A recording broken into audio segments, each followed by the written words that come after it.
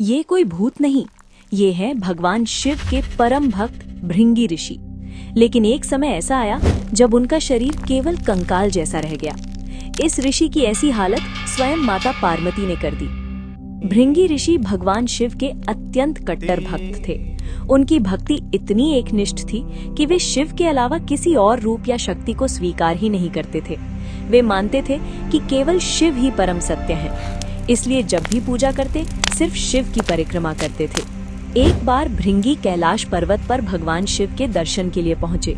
वहां सभी ऋषि शिव पार्वती दोनों की स्तुति कर रहे थे, लेकिन भृंगी ने हमेशा की तरह केवल शिव की परिक्रमा शुरू कर दी।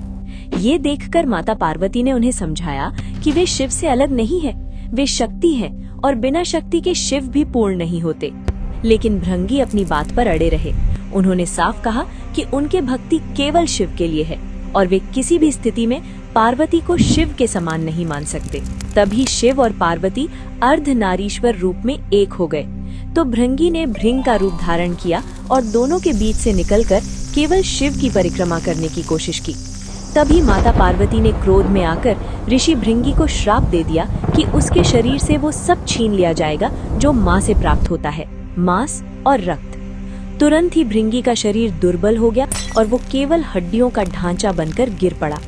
ये दृश्य देखकर भगवान शिव को करुणा आ गई। उन्होंने भृंगी को तीसरा पैर प्रदान किया ताकि वो सहारा लेकर खड़ा हो सके और अपनी साधना जारी रख पाए। इसी कारण भृंगी ऋषि को 3 पैरों वाला ऋषि भी कहा जाता है। इस घटना से भृंगी ऋषि को समझ आया कि शिव और शक्ति अलग नहीं बल्कि चेतना और ऊर्जा के रूप में एक दूसरे के पूरक हैं। उन्होंने अपनी भूल स्वीकार कर शिव पार्वती दोनों से क्षमा मांगी और संतुलित पूर्ण भक्ति के मार्ग पर चल पड़े।